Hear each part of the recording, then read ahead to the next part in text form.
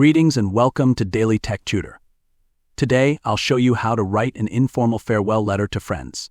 This letter is a heartfelt way to say goodbye while expressing gratitude and sharing fond memories with your friends. You begin your letter by writing your name, address, city, country, email, and the date at the top. This helps your friend know where to reach you. Next, you address your friend personally with "Dear Friend's" name, setting a warm and friendly tone for your farewell message. After that, write, "I can't believe the time has come to say goodbye. It feels like just yesterday we were making unforgettable memories together, from late-night hangouts to spontaneous adventures. Though I'm moving on to a new chapter, I'll always cherish the laughter, support, and crazy moments we shared. You've been such an important part of my life, and I know our friendship will continue no matter the distance.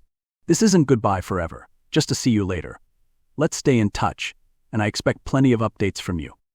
Whether it's a quick call, a long message, or even a surprise visit, I know we'll find ways to keep our bond strong. Until we meet again, take care and keep being amazing. Warmest wishes, your name."